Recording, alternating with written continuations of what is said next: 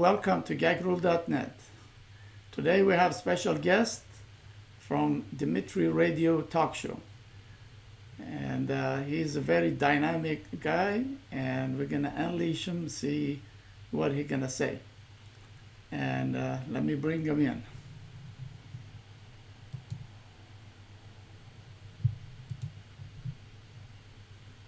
Dimitri, welcome. Thank you very much, Wally. I appreciate it. You're a pretty good guest, too. You were on my show, One Dimitri Radio, on blogtalkradio.com and also on Facebook Live. I simulstream weeknights, 9 p.m. Eastern Time, and you were great. You really understand Turkey, the mindset of the mentality of the Turks, and I thought you had some great insights about Erdogan's staged coup. Well, thank you very much.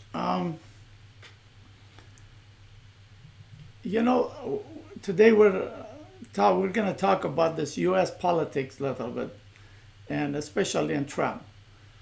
It's amazing. Like last time, the Republican and Democrat they sort of united voting on Iraqi war, if you remember that.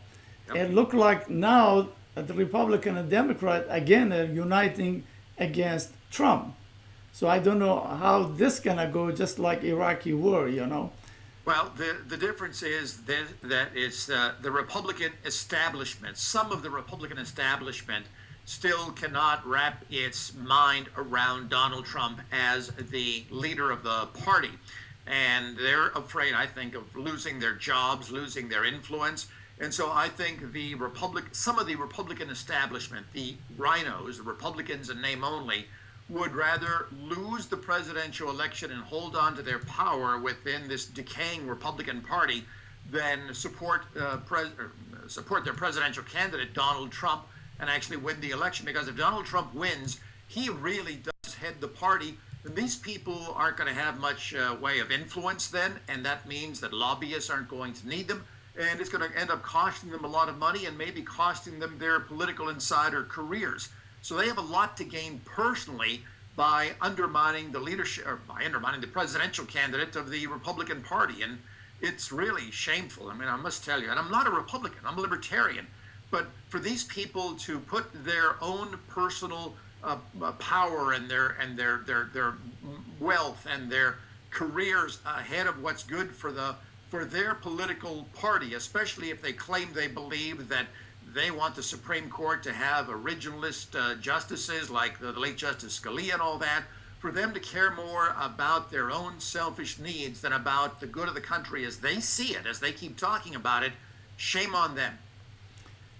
You know how, this is not an American phenomena, but you could see always in the United States, people talk about dictatorship here and there, elected dictatorship.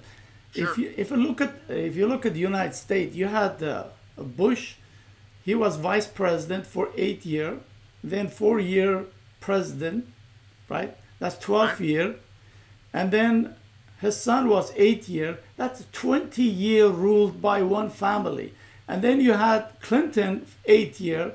And now if they're gonna elect, normally when you elect one, always they get reelected based on last 30, 40 years.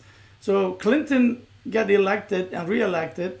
There would be like 40 years of two dynasty ruling United States. Why can't Americans think there is somebody else out there?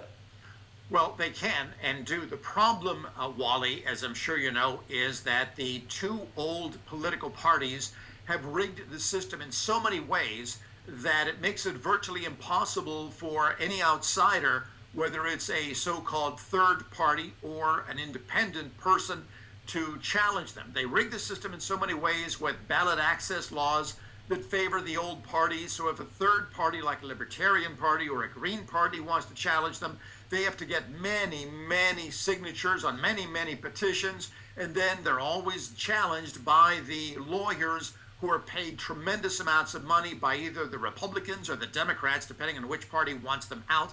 And so they make the life miserable for any kind of third party because they rig the rules to make it favoring the old parties, so make it almost impossible for any real third party to actually get on the ballot. In many states, they rigged the rules regarding campaign financing to supposedly keep it clean, but really to prevent third parties from getting funds to actually challenge them. And they also redistrict. The way they do their redistricting with gerrymandering, making so-called safe districts for many Republicans or Democrats, so that the second party doesn't even bother fielding a candidate. And also with the within their primaries, the Democrats and the Republicans both rig the system. For example, in Bernie Sanders' case, when you see the WikiLeaks emails now, you see how the Democratic Party insiders rigged the system to make it virtually impossible for Bernie Sanders to win, even to the point with the Iowa caucuses where they supposedly had to flip coins in order to figure out who really won, and surprise, surprise, Hillary Clinton won. And in 2012, the Republicans did the same thing by fixing the system for the primaries, where Dr. Ron Paul had won 5 states, but Mitt Romney's people simply changed the rules at the convention, saying, oh no, you have to win 8 states in order for you to have a speaking moment at the convention, to speak to the delegates, to speak to America. And so they changed the rules. So both parties rigged the rules, the elections within their respective parties, as well as both of them get together to rig the rules to make it difficult for any third party or independent challenges. That's the problem. The problem isn't the American people. We know that the choices that we typically are offered by these old parties are miserable. It's like going to a used car lot and having a used car salesman come up to you and say, well, you can buy that old Chevy over there, or you can buy that old Ford over there. Those are your only 2 choices. So which one would you like? That's what we have right now. The American public deserves better, and if we had real choices, we absolutely would exercise them.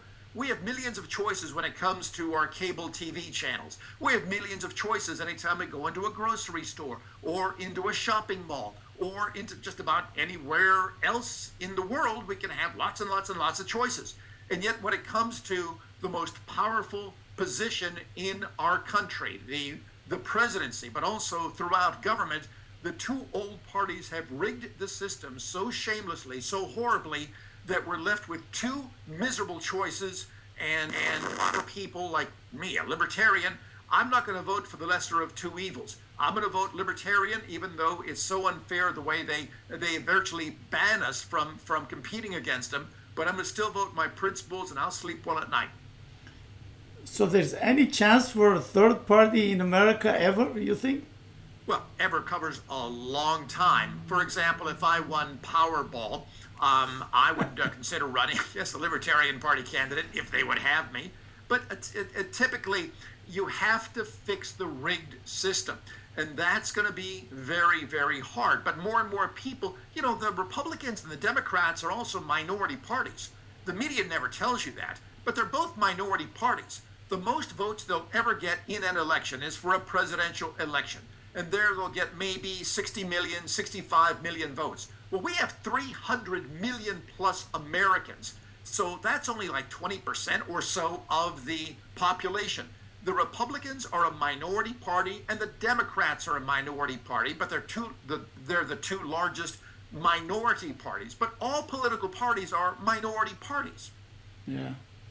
So maybe Trump is now third party, technically speaking, because Republicans are against it and the Democrat against it. So maybe he's the third party. No. The premise is wrong. No, the Republicans, the voters, are saying that Donald Trump is the Republican presidential candidate. There's no question about it. Whether you like Donald Trump or not, and he has some good points and he has some bad points, like with most people, including me. But the bottom line is this. He won fair and square. He won against 17 or 16 other candidates, a lot of really good, qualified candidates. And he won fair and square. He won more votes among Republican voters than anyone else in the history of the Republican Party. He is the Republican Party candidate. It's some of the insiders, some of the rhinos, the Bill Kristols with the Weekly Standard, and the Mitt Romneys, who is a horrible candidate to begin with, and some of the others like National Review, who are essentially the outsiders, and they drafted this guy that no one's ever heard of, Evan McMillan or some such thing, who's never run for office, and they're supposedly saying, oh, this is the guy we should be voting for. It's pathetic. It's absurd. If Trump wins, these rhinos who were part of the Never Trump movement will become absolutely irrelevant, and they're going to be out wandering around in the wilderness thinking to themselves, what have we done to ourselves? Yeah, yeah, you're right. I think I don't know. Like, let's see if Americans stand up with Trump. But I think they will. I think they will, because Hillary is so horrible, and every day we're finding out new stuff about her. Now the latest is that they were rigging the CENTCOM was rigging the descriptions of how well ISIS was doing. They were downplaying the success of ISIS. So now whistleblowers come forward and said, look, even this was rigged. Hillary Clinton, with the emails that have just been released indicating that she and the Clinton Foundation had been won when she was Secretary of State, pay for play. And this is not even Labor Day yet. It's not even Labor Day yet. Yeah. So heaven only knows what we're going to find more and more. But I do believe that even though the media, the establishment media, and some of the establishment Republicans, and of course all the Democrats, combined all hate Trump and will say anything to try to diminish his stature among the voters, I believe by November that Trump will end up winning. And if he doesn't, if Hillary Clinton, this soulless witch, ends up winning, then pretty much a republic is over. It's sort of like when the Roman Republic decided to end up just having dictators going, screw it, we just couldn't do it right. We'll just have dictators and hope they give us enough bread and circuses so that we can be distracted. But I think we're at a tipping point in the history of our republic. And my goodness gracious, if Hillary gets elected, it's just, oh my God. Nothing is stopping her now. Can you imagine if she is now the president of the United States? There will be no law. There's very little law now, but there'll be no law. And it'll be just the greed, the money grubbing. It's going to be just horrible. And more wars. Hillary Clinton has lots of blood on her hands. She is a virulent militarist. She has no problem sending our troops here, there, and wherever. She voted for the Iraq War. She voted orchestrated overthrowing Gaddafi in Libya. And now look at the mess that country is in.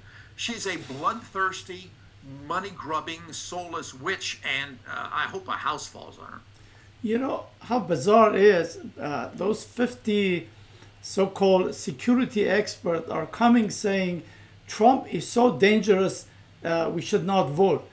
But they forget the Clintons, they set the standard for going to war, started with Bill Clinton, and that horrible woman, Madeleine Albright, was Secretary of State. Right. They brought those terrorists called KLA, Kosovo Liberation Army, again in Turkey. They trained them. They sent them into, which was Yugoslavia. They created atrocity. And then they justified NATO goes destroy this Christian country called Serbia. And they created two Turkish republics called Kosovo and Bosnia. This was the Clintons, they started this. Never mind this, when Hillary was secretary, like as you mentioned, in Libya and Syria. Those were exactly the same thing. They, with the help of Turkey, brought those terrorist IS, and they wanted to destroy Syria. But now, I don't know if you heard it today, like in Turkey, they're trying to legitimize the Assad regime by Erdogan. Like. Wait. Now, are you saying that? Yeah, Erdogan. Yeah. Erdogan now, it was in the newspaper. Now Erdogan want to say, well, it's okay to have Assad there. After they destroyed the country, after they wanted to get rid of him. So now, just like Russia, they're going to be friend of Syria. I think that they changed because they wanted to have a better relationship with Russia, and Russia is backing Assad. Is that what's really going on here? Probably. Well, no, because that is, Erdogan is a movie actor. He just create all those movies for the Turks and around the world, and he keep changing his script. Always. So now friend, as we talked on your radio, is friend of Russia, friend of Israel, and he wants to be friend with Syria because there is a reason why he wants to be friend with Syria. Because Erdogan is sitting on hundreds of billions of dollars of construction companies. His son, his old relative. So Syria being destroyed, he wants to send all his construction company to build it. So it's all goes back to this corruption and money. So, No so question. that's No, Erdogan, what he has done to Turkey is really sad. I mean, Turkey had been, secular. Okay, certainly not ideal, but compared to many countries in the Middle East, it was a democracy, except when the army took over, and it was secular. And now I think it's going to be just horrible for those poor Turks. And this Erdogan, with all his lists, he's like Stalin. He has all these lists, and he's arresting all of these people, all of his enemies.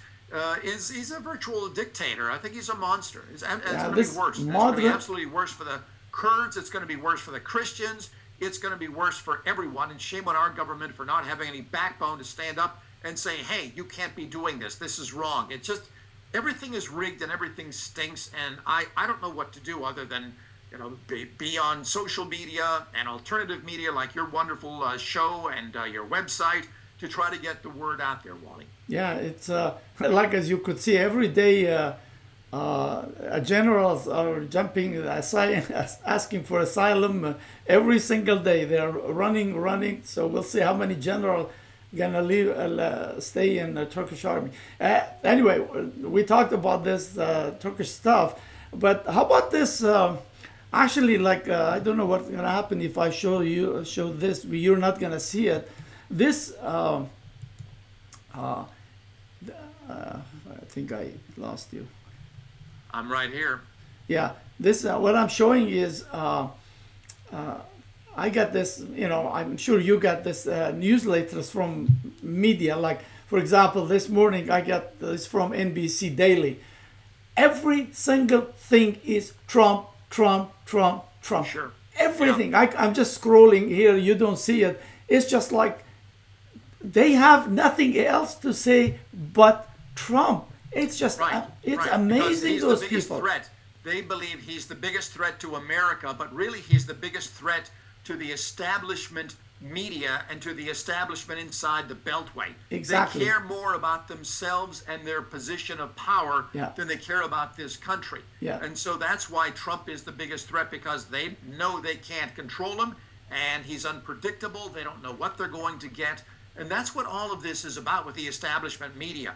They hate Trump because they know he's not part of the insiders. He's not going to be, he can't be controlled by these people. And they don't like it. They can control everyone else. They can't control him. Yeah, they want a cookie cutter type president so they could tell them what to do.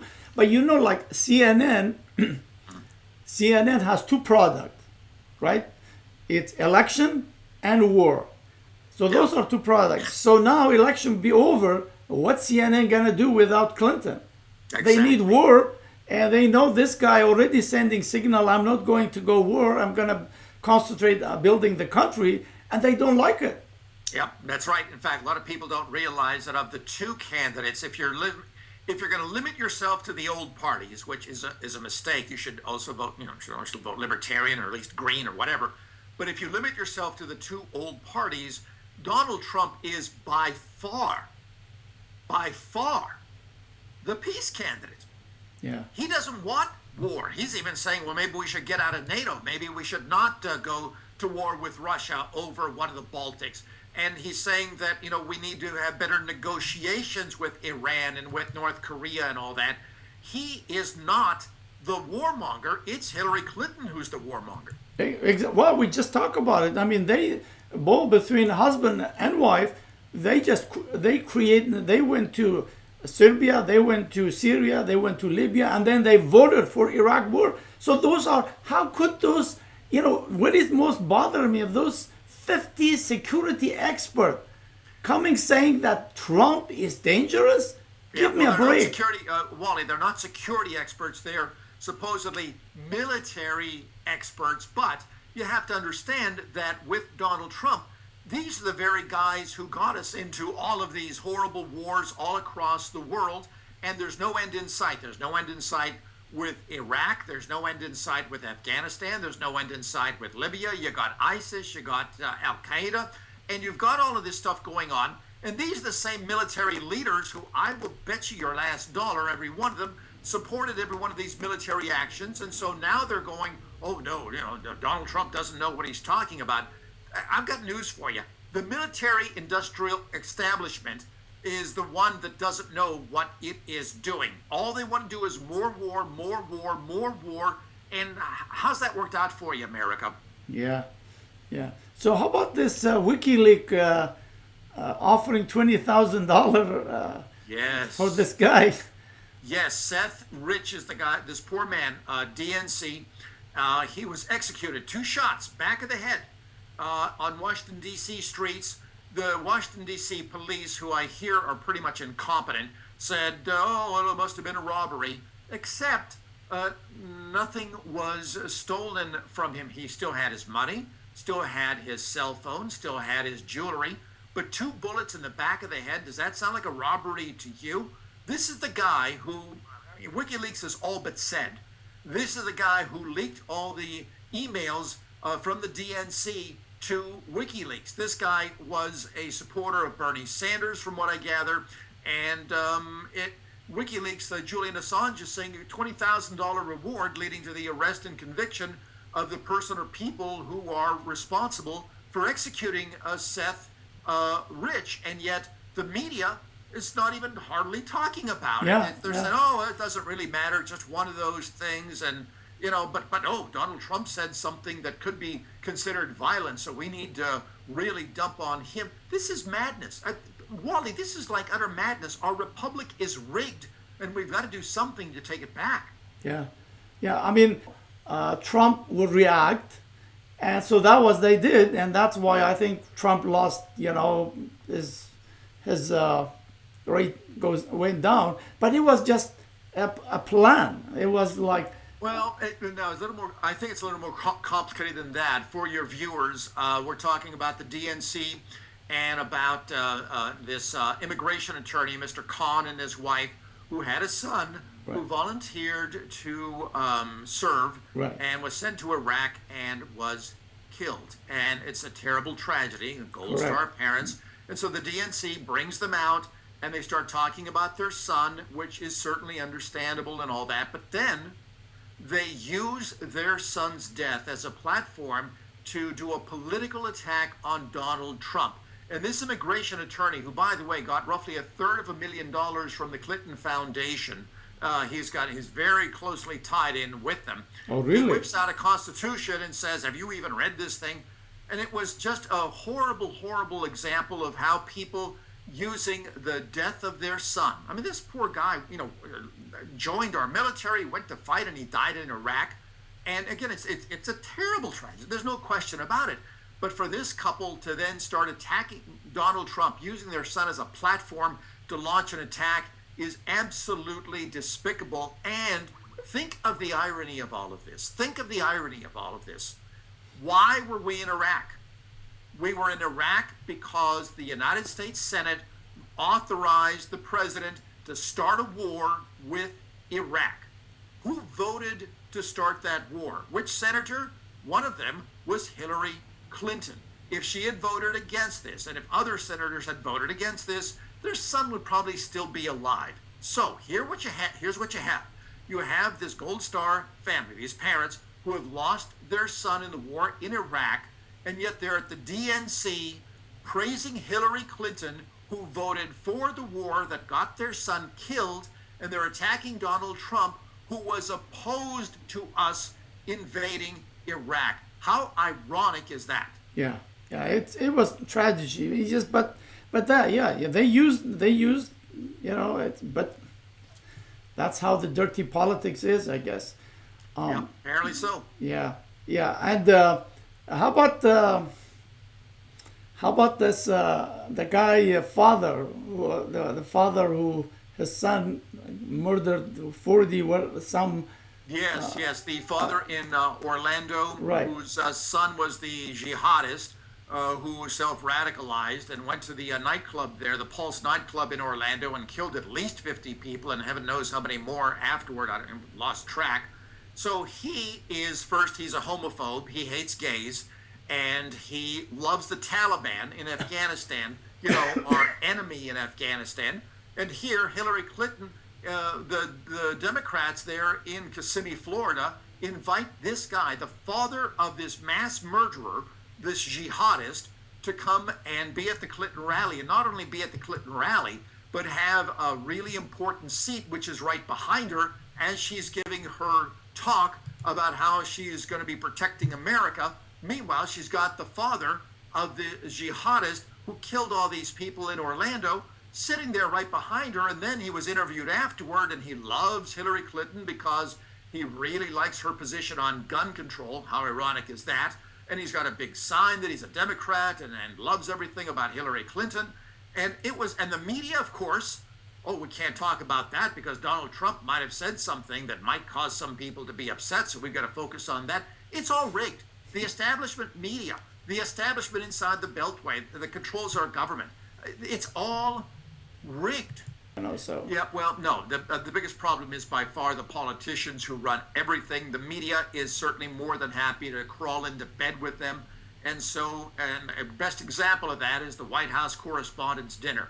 If you want to see a metaphor of how the media and the government, the establishment is all one, watch the White House Correspondents' Dinner, because there you have the media and the government, that they're in bed with each other, they date each other, they sleep with each other, they marry each other, they socialize with each other. They are one. They have merged into this one monstrosity, and it's a frightening thing. But no, as bad as the media is, it would not have happened without the government rigging the system, as it does now, as we're finding out with social media, is rigged virtually everything. It's rigged virtually everything. And now we're finally pulling back the curtain, going, oh my God, our worst suspicions have been confirmed. And that's what's happening here, Wally. Yeah. Robin Williams said something like, I'm just paraphrasing it. He says, you gotta change the politician the way you change babies' diapers.